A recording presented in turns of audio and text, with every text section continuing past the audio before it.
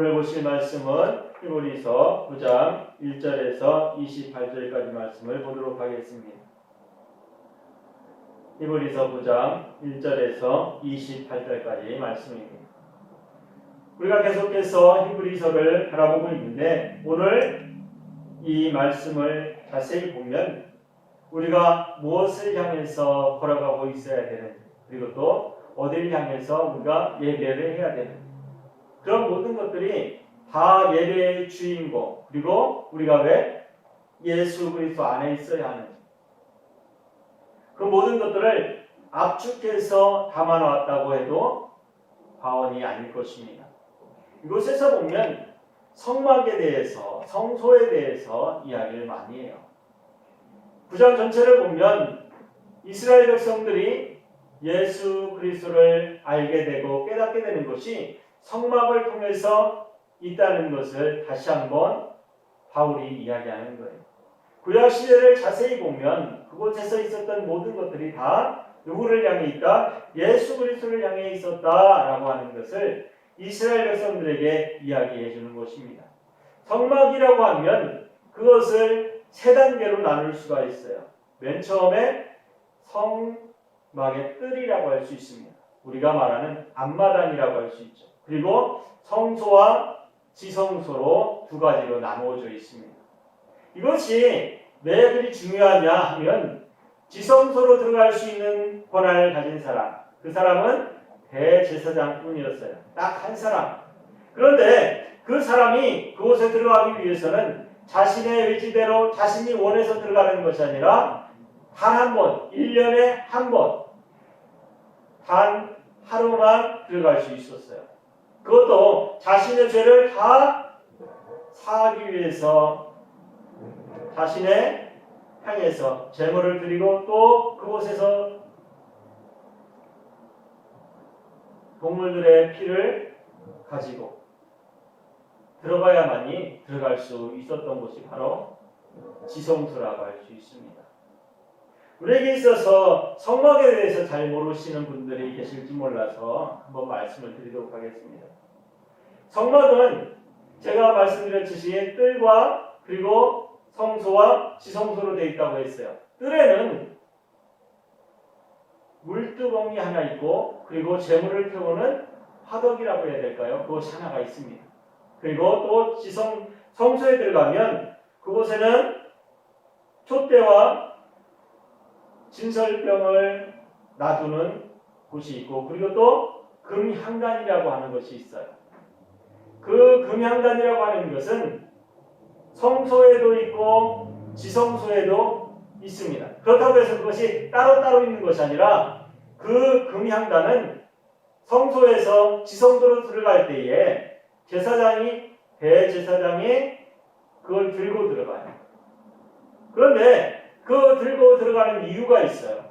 그곳에서는 그 향단이라고 말하는 거, 우리가 향을 피우는 곳이라고 알고 있으면 쉬울 거예요. 그곳에서 향을 피워서 향을 피우는 이유가 있습니다. 그 이유를 알게 되면 우리가 그것은 뭐냐면 그 향을 연기를 피워가지고 자신의 모습을 가리기 위해서 대제사장의 모습을 하나님 앞에서 가리기 위해서 그 향을 피웠다고 증거하고 있어요.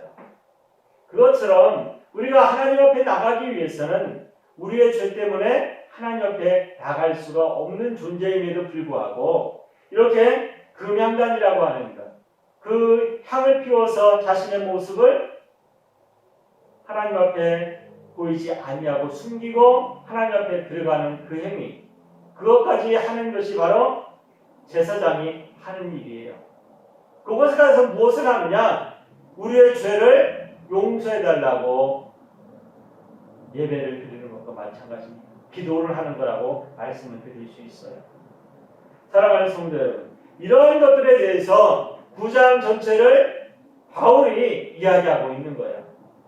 바울이 이스라엘 사람들에게 이러한 사실을 이야기하면서 이곳에서 예수 그리스도가 어떻게 표현되어지는지 그리고 예수 그리스도를 어떻게 이야기하고 있는지를 우리는 성경을 통해서 9장 전체를 통해서 알아보면 되는 것입니다. 9장에 많은 곳에서 이야기하고 있지만 가장 중요하게 여기는 것은 바로 금향단이라고 하는 거예요. 그곳은 향기를 바라는 곳이라고 했고 우리를 어떻게 그 대제사장이 들어갈 때에 지성소로 들어갈 때에 연기로 덮어서 보이지 아니하게 사람의 눈에 띄지 아니하게 그렇게 대제사장이 지성소를 향해서 걸어갈 수 있게 그리고 또 그곳에는 무엇이 있었냐면 그마저도 위험했기 때문에 방울을 달았어요. 대제사장이 성소에서 지성소로 들어갈 때에 방울 소리가 들리면 이 사람이 살아있구나. 그런데 아무리 기다려도 방울 소리가 안 들려. 그러면 그 사람은 그곳에서 죽었구나 하는 것을 확인하기 위해서 그것도 그냥 보낸 것이 아니라 줄을 달았습니다. 줄을 길게 달았어요. 왜 줄을 길게 달았을까?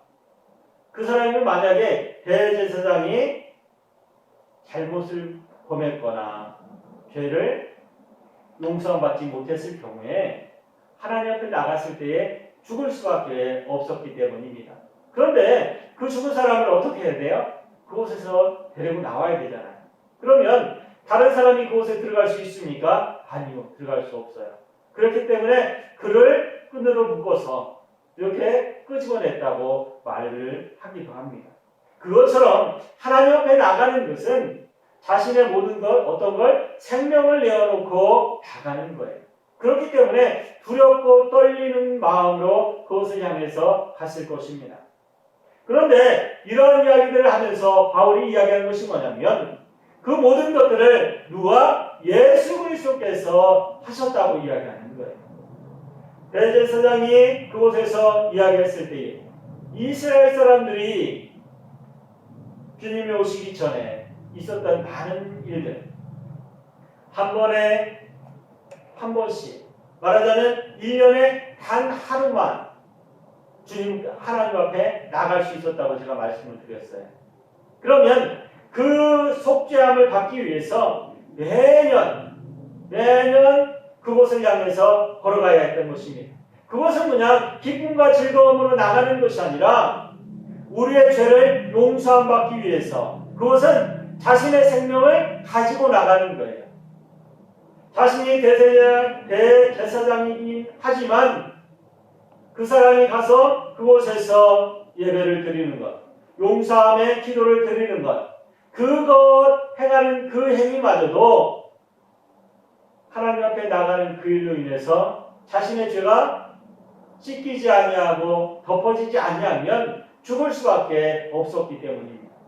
사랑하는 성도 여러분, 믿음이라고 하는 것 그리고 이스라엘 사람들에게 이야기하는 바울의 마음 어떤 마음으로 이야기하고 있을까 한번 생각해 보세요. 우리는 어떠한 마음으로 주님 앞에 나와서 예배를 드립니까? 오늘 이 시간 우리가 지금 예배하는 이 시간인데 이렇게 나올 때에 어떤 마음을 가지고 하나님 앞에 나오시는지 한번 생각해 보세요. 내 가슴에 한번 손을 얹고 한번 생각해 보시기 바랍니다. 나는 어떠한 마음으로 이 자리에 왔을까? 우리는 주님 앞에 나와서 예배할 때에 누구를 만나기 위해서 이 자리에 나와요? 이곳에서 말씀을 증거하는 목사를 만나기 위해서? 아니요. 이곳에서 말씀을 증거하는 목사님을 만나기 위해서? 아니요. 이곳에서 증거하는 목사님의 말씀 속에 있는 누구를? 하나님을 만나기 위해서 우리가 이 자리에 나오는 거예요. 우리가 이곳에서 말씀을 증거하고 있지만 저는 바라볼 것이 아무것도 없습니다. 목사라고 해서 이 자리에서 말씀을 증거할 뿐이에요. 입술을 변할 뿐이라는 것입니다. 증거할 뿐이지 아무런 의미가 없어요.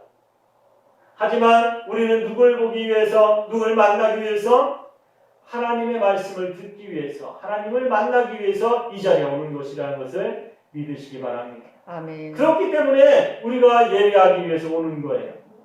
사랑하는 성도 여러분, 올 때에 어떠한 마음을 가지고 옵니까?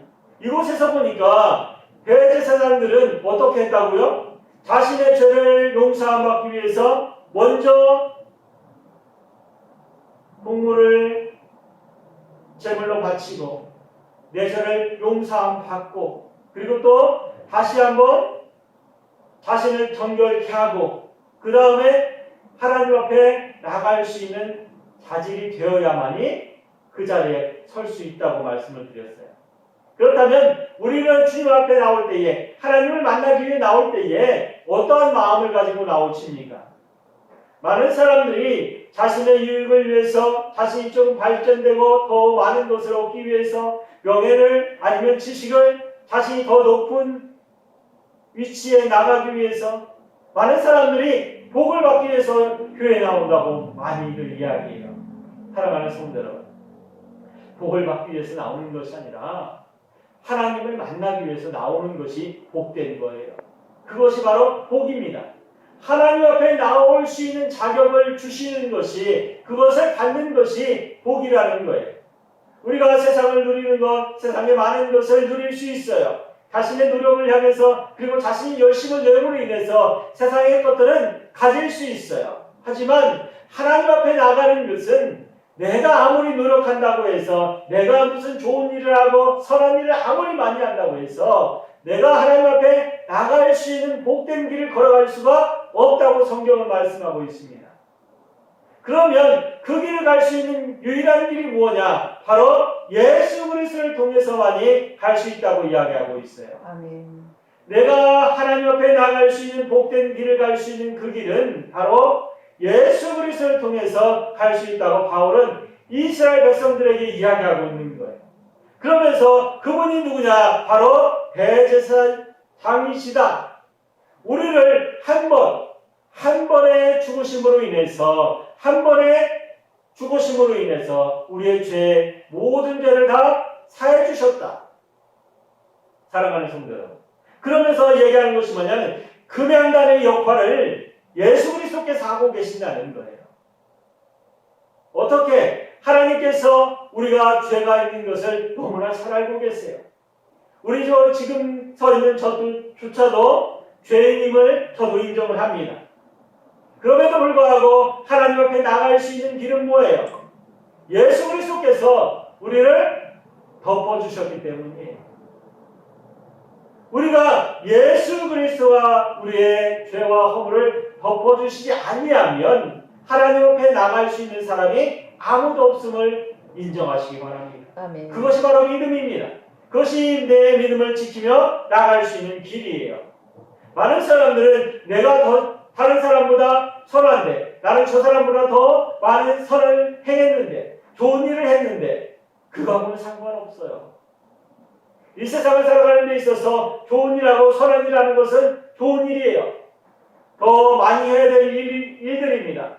믿음을 가진 사람들이 더 많이 하면 좋겠어요. 저는.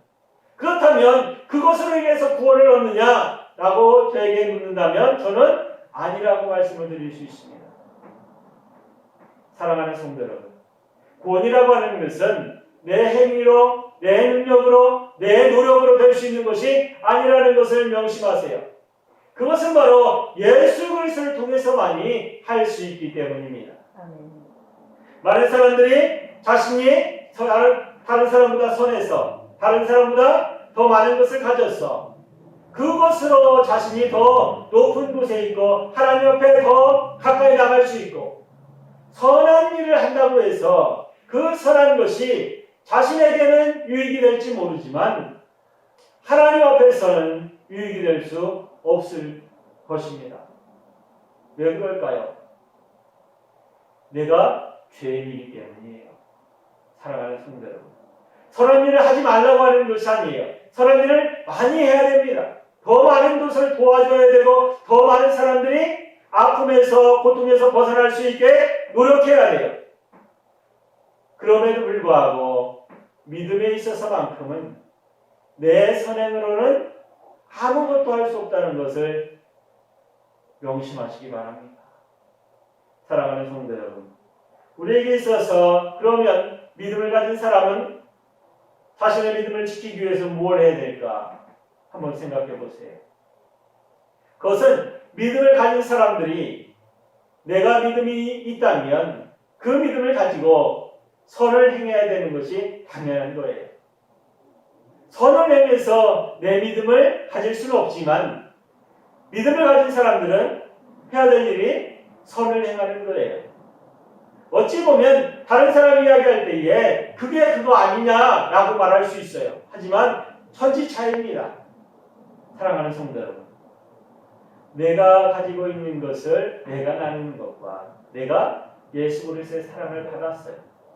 그 사랑을 나누는 것은 전혀 달라요. 왜? 내 것을 내가 나누는 것과 예수 그리스도께서 주신 것을 내가 예수 그리스도께서 주신 것을 나누는 것과 그것은 무엇이 다르냐면 주는 것, 맨 처음에 내가 받은 것이 다르기 때문에 주는 것도 다를 수밖에 없다는 것입니다. 사랑하는 성도 여러분, 농부가 씨를 뿌릴 때에 그것이 무엇인지 알고 뿌릴까요? 모르고 뿌릴까요? 알고 뿌려요. 콩을 열매로 얻고 싶다면 콩을 뿌려요. 팥을 씨앗으로 열매로 얻고 싶다면 팥의 씨앗을 뿌립니다. 그것과 마찬가지로 내가 무엇을 얻고 싶어요? 나는 예수 그리스도의 사랑을 얻고 싶어요. 예수 그리스도께서 나와 함께 하심을 얻고 싶어요. 그러면 나는 예수 그리스도의 사랑을 받고 그 사랑을 뿌려야 되는 것이 당연한 거예요. 사랑하는 성도 여러분, 우리에게 있어서 믿음이라고 하는 것, 그리고 또 신앙이라고 하는 것, 이 바울이 이스라엘 사람들에게 이야기하고 있는 것은 바로 그런 것과 마찬가지라고 말할 수 있습니다. 내가 받은 것이 무엇인가? 내가 해야 될 것이 무엇인가? 그리고 또 지금까지 해 나왔던 것이 무엇을 이야기하고 있는가를 알고서 행하며 나가라고 하는 거예요. 예수 그리스도가 누구신지를 확실하게 이야기하고 있습니다. 우리의 대제사장이 되신다고 말씀하는 거예요. 그것은 뭐냐면 대제사장만이 할 수 있는 일이 있기 때문입니다. 그것은 뭐냐면 하나님 앞에 나가는 거예요. 다른 사람들은 할 수 없지만 대제사장만큼은 우리의 죄를 용서해 달라고 하나님 앞에 나갈 수 있는 권한이 있는 사람이에요. 사랑하는 성도 여러분, 바로 예수 그리스도께서 그분이라고 말씀하시고 있어서 우리가 가지고 있는 것, 우리가 알지 못하고 지은 죄, 그 모든 것들이 우리에게 있을 수 있어요. 부지중에 지은 죄라고 하는 것은 우리가 알지 못하고 지은 죄를 이야기하는 것입니다. 그렇다면 그 모든 것들을 어떻게 하나님 앞에 내어놓고 용서를 구하는 것이 바로 대제사장이 1년에 한 번 하는 거예요. 우리에게 있어서 지금 어떻습니까? 어느 때든지 나가서 기도할 수 있어요. 누구의 이름으로? 예수 그리스도의 이름으로. 왜? 예수 그리스도가 대제사장이 되기 때문에. 그러면 이곳에서는 1년에 한 번 했는데 우리는 언제든지 내가 죄라고 느꼈을 때에, 내가 죄를 지은 것을 내가 알았을 때에 누구 앞에? 주님 앞에, 예수 그리스도 앞에 무릎을 꿇는 거예요. 예수 그리스도 앞에. 누구의 이름으로? 예수 그리스도의 이름으로. 하나님 앞에 기도하면 됩니다. 사랑하는 성도 여러분, 믿음이라고 하는 것은 새로운 시대가, 새로운 시작이 열렸다는 것은 바로 이러한 거예요. 완전한 것이 들어오게 되면 옛날 것들은 없어지게 돼 있어요.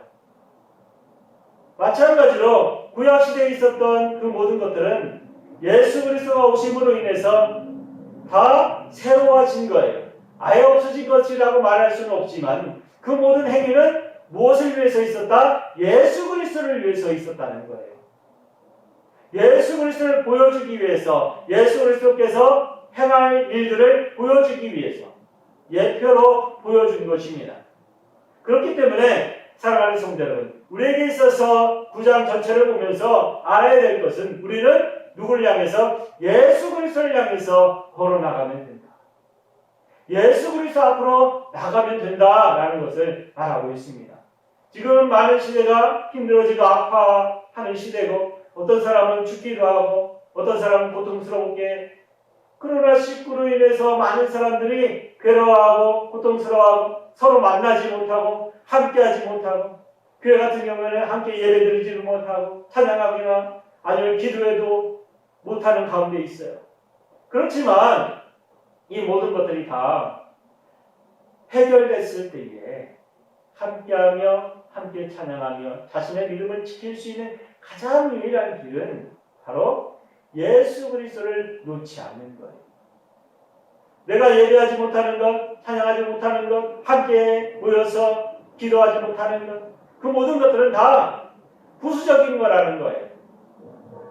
우리가 끝까지 지켜야 될 것은 뭐라고요? 예수 그리스도를 붙들고 있는 것입니다. 예수 그리스도를 붙들고 있어야지만이 함께 모일 수도 있고 함께 찬양할 수도 있고 함께 기도할 수도 있는 거예요. 모이는 것이 좋아서 찬양하는 것이 좋아서 기도하는 것이 좋아서가 아니라 내가 무엇 때문에? 예수 그리스도 때문에 내가 찬양하고 예수 그리스도 때문에 내가 기도하고 내가 예수 그리스도 때문에 예배한다는 것을 잊지 마시기 바랍니다. 우리에게 가장 중요한 것, 그것은 바로 예수 그리스도와 나와 함께 한다는 것입니다. 사랑하는 성도 여러분, 이제 한 주간 다시 살아가게 될 텐데 그때 그 시간 그 날이 언제일지 모르지만 내가 있는 그 자리에서 내가 눈을 듣고 내가 귀를 열 때마다 그곳에 나와 예수 그리스도께서 함께 계신다는 것을 잊지 마시기 바랍니다. 아멘. 나는 지금 있는 이 시간 이 자리가 누구와? 예수 그리스도와 함께하고 있다. 명심하시고 한 주간 또 승리하는 삶 사시기 바랍니다. 아멘. 기도하겠습니다. 할렐루야. 사랑과 은혜가 많으신 하나님, 성막을 통해서